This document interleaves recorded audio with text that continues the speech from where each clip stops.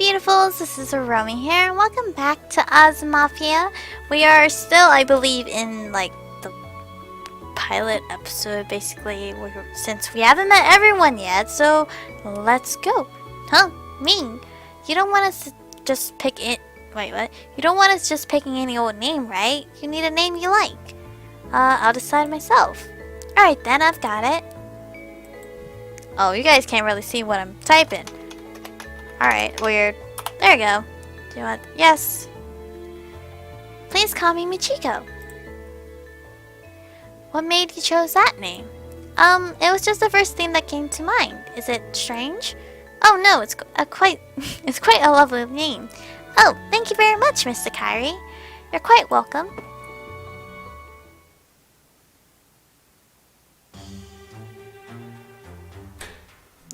Sorry for calling this meeting so suddenly. Thank you for taking the time to come. Karimia and the others had led her into the room through a heavy door.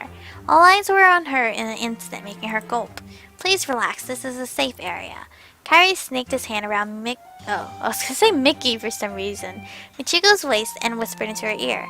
Michiko took her seat in the chair between Karimia and Kairi as she was instructed. I should have named her Mickey. Dang it! Axel stood between the three of them, keeping an eye on the other families as they took their seats. Some people aren't here yet. Karimia set his elbows on the table and looked at Michiko. I'll introduce them to you while we're waiting. Just remember what you can. Okay? That group of kids over there is Family Grimm. The one in the red hood is Scarlet. The jolly one is Hansel. The gloomy one, Gretel. Scarlet, Hansel, and Gretel. All three of them are caps. Family Grimm doesn't have a Dawn, although Scarlet is the one in charge. The electric group over there is Family Anderson. The talkative one is their Dawn, Andy. The one is their... The quiet one is their Cap, Ailing. And the little old man is... What? He is little. I didn't even see him there. Is Melissa's? They're Cons. Cons are clear? Andy, Ailing, and Melissa's. And that cat-eared young lady over there is Pashit, the Dawn of Family Boots. She's not here yet, but we're also expecting Heidi from Family Idilhide? Pashit and Heidi. So, Famiglia? That sounds awfully nasty. Family Grimm is Scarlet, Hansel, and, Gretel. Well, don't worry about getting them all down right away. It's probably for the best if you don't get involved with other families anyway. My, am I late already? Heidi's large frame lumbered into the room. You're late, extremely late, Heidi. You're supposed to take your seat on time. Oh, hush! Unlike you all, I'm a very busy woman. You should be grateful that I've graced you with my presence. Heidi snorted and sat down in her presumably custom-made extra-large chair. Axel whispered something into Kairi's ear. At that, Kairi stood up and bowed deeply. I know we called this meeting rather abruptly. Just drop the formalities and get to the point. Very well then. This afternoon we took an amnesiac young girl into our custody. Here she is, Michiko. I'm Michiko. Pleased to meet you all. She stood up in a hurry and she heard her name. She thought she ought to say something, but underneath the pressure of the gazes directed at her, she couldn't get her tongue to cooperate. Instead, she merely bowed her head and quickly sat back down. We examined her body but did not find any family crests, so we decided that the family Oz will retain custody of her. We hope for your cooperation in this matter. That's cheating, Oz! We don't have a lot of people in our own territory. Oh, well, our territory. You should hand her over to me. Is her hair wrapped around her? I think it is. It's like a scarf. Your territory is tiny because of your own lack of power and ability, you idiot. Idiot! It takes one to know one, stupid. Andy, calm down. Shut up, Pipsqueak. Think you could keep quiet if I stuffed a hand grenade in your mouth? I wouldn't mind running a little experiment to find out. Yeah, blow him up, Gretel. Cut it out, Gretel, and stop encouraging her, Hansel. Haha, sorry, my bad. Master, you ought to cool your head as well. But Gretel insulted our family. It makes me sad. Doesn't it make you sad, Melissus? Oh, but of course it does. I can't even see him in. But she is also correct that we do lack experience. We will be penalized if we cause a fight here. Do you want our territory to become even smaller? Ugh, no, I don't want that. Then let us hold our tongues. Please continue, Lord Kyrie. Thank you. However, our business is already concluded. What? You called me out here just to introduce this little girl? Indeed, I wanted to explain things now to prevent any issues in the future, sorry. This is unconscionable. Wait, unconscionable? Unconsentable? I don't know. How rude. Heidi shot Kyrie a glare as she stood up and stormed out of the room. The other family followed suit and filtered out of the room as well. Only family Oz remained in the room. Miss Heidi sure was upset. Oh, she wasn't, really. She's always like that. Well, now we've made it clear that you're under the protection of Family Oz, Signorina. You should be able to live your life in peace, assuming you follow the rules, that is. Protection? Everyone in this town is required to belong to a family, no exceptions. You have the privilege of deciding which family to belong to, Signorina.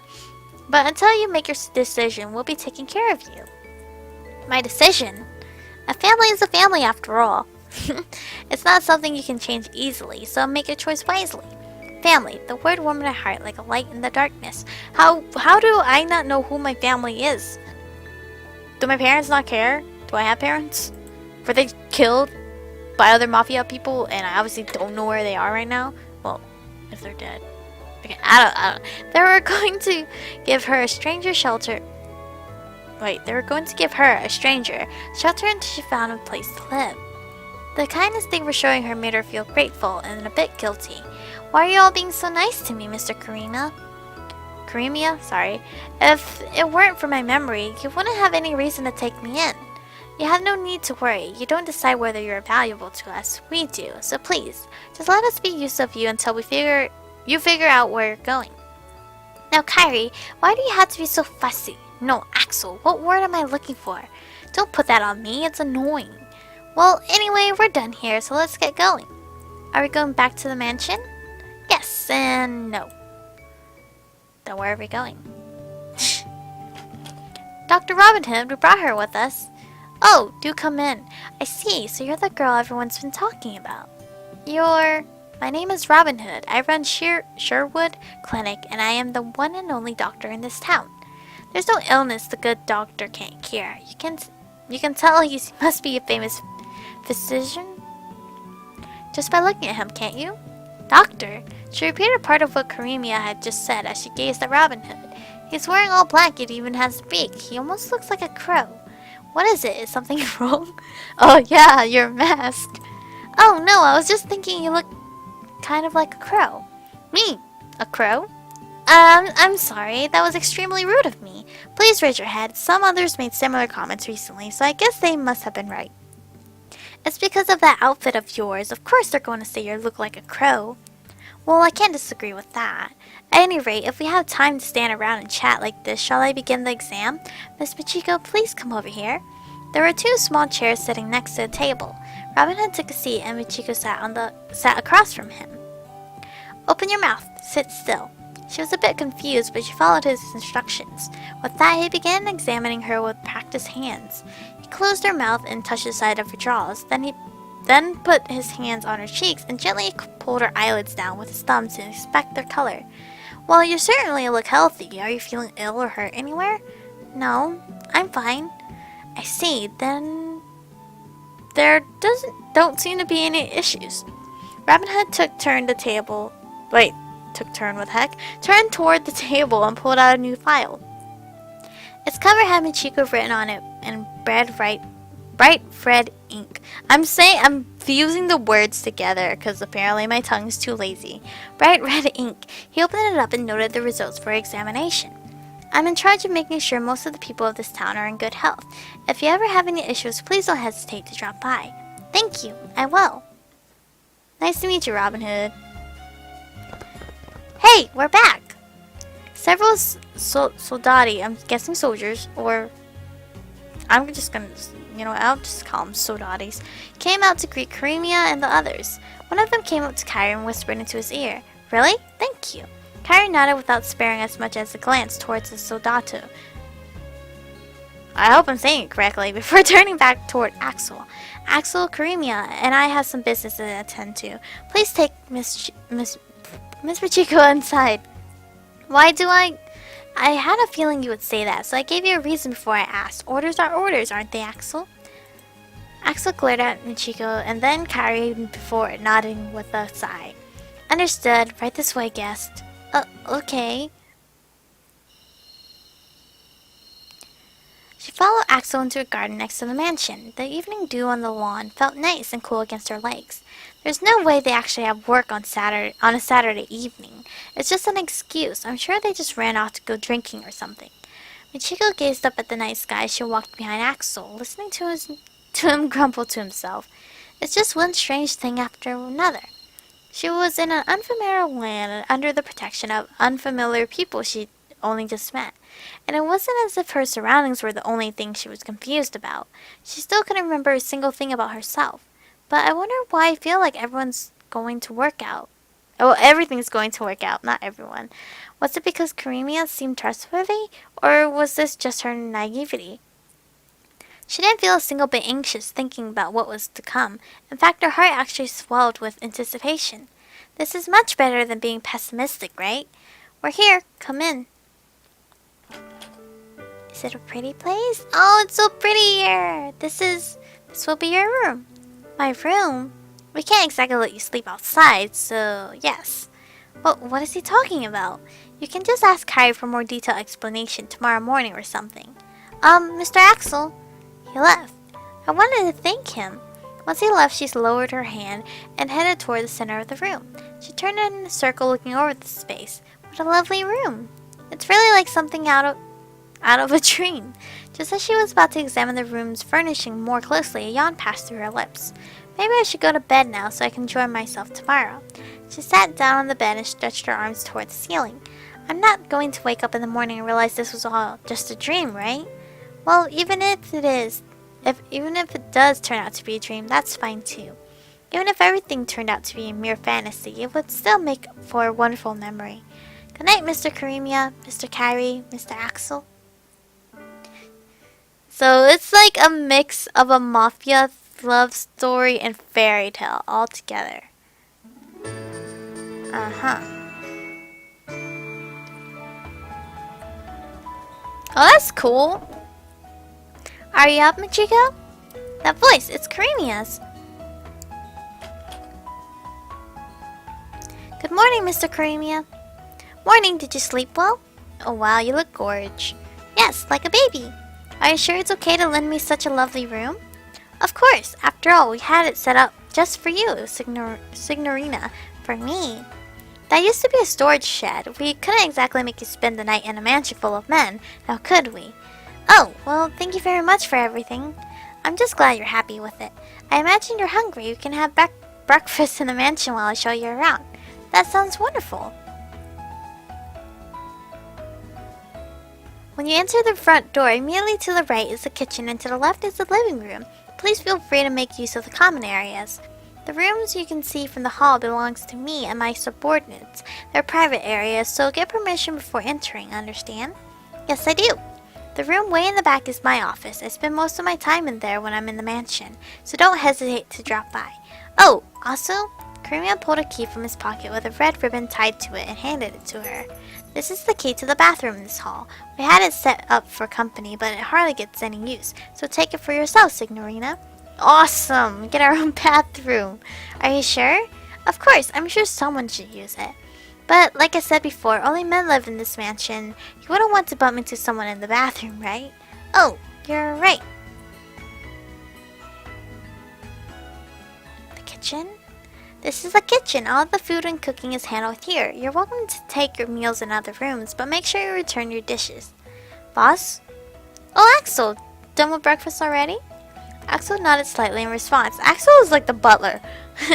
What? I thought we were going to eat together.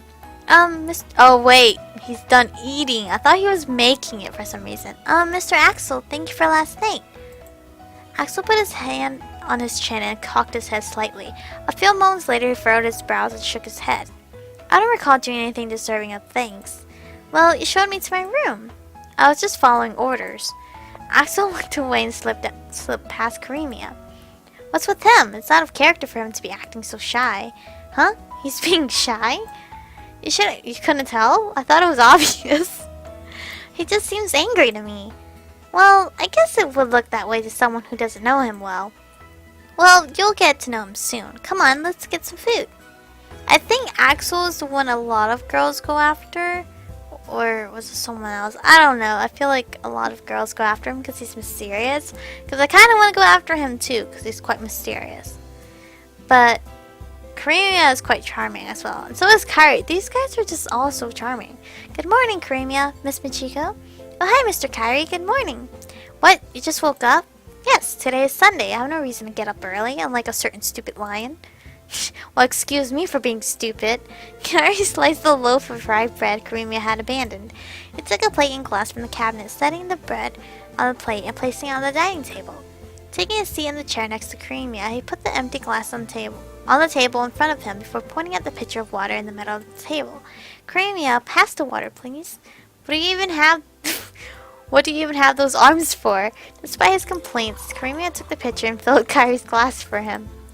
Thank you very much. You certainly are a lot of trouble for cons. Please don't say anything to tarnish my reputation in front of a woman.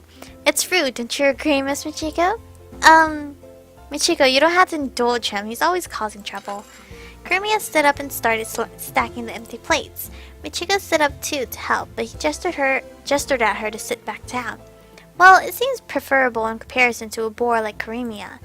By the way, Miss Michiko, have you decided on your plans for the day? My plans for the day? Yes, do you intend to spend your precious Sunday cooped up in the mansion? Precious? Is today a special day or something? Oh, I guess we need to explain that too. You know that this town is controlled by several families, right? The family quarrel over territory from Monday through Saturday, but Sunday has been declared a day of peace. We call it the Sunday Compromise. Consequently, even if you were to wander off on your own today, you wouldn't be in danger. You don't know the area, so it might be wiser to stay inside, but it's up to you, alright? You're saying I'm free to walk around town? Yes, exactly. I'm free, huh? I wonder what I should do today. So should we stay home and be put, or should we go outside and adventure? Oh, we get to pick who we like to meet. Wait, is Robin Hood a guy we can go after? That's pretty cool. We could be with Karemia, Kairi, Axel, Scarlet, Pashit, or Robin Hood. I'm surprised I remembered everybody's name, honestly. I'm very proud of myself. I actually don't know who to pursue. So, who should we go? I want to focus on these main three guys.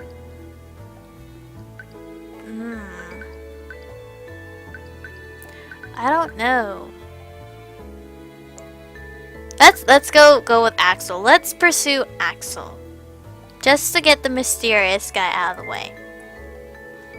Let's go after him. At least we don't have to like freaking guess where they're all at. That's a good thing. I said I could visit the town, but she'd been shown around a bit, but she was hardly even familiar with the Oz mansion. I'd probably just get lost if I went outside. Setting out to explore her new home, she began wandering around the first floor. So this is the living room. She checked each of the rooms, recalling what Karemia had told her. This was the first room I saw when I came here. I woke up on the couch and then Mr. Axel. Huh? Axel was lying face up on the couch, sleeping. His arms were crossed and his brow furrowed. He looked no different from when he was awake. Look at his face? Yeah, let's look at his face. I'll just be careful not to wake him up. She walked around behind the couch and put her hands on the back of it to peer at his face. He's sound asleep. I guess he must be tired. The little noise he made startled her, making her jump, but he hadn't woken up. All he did was turn over. That really startled me. She put her hand on her chest and let out a sigh. Only then she noticed his suit jacket on the couch. He might catch cold like that. I'll cover him so he won't get sick. A blanket would be better, though. She looked around the room, but the blanket they covered her with before was gone. Without any alteration, she picked up his jacket and approached him. Hello? Something suddenly yanked hard on her arm, pulling her forward.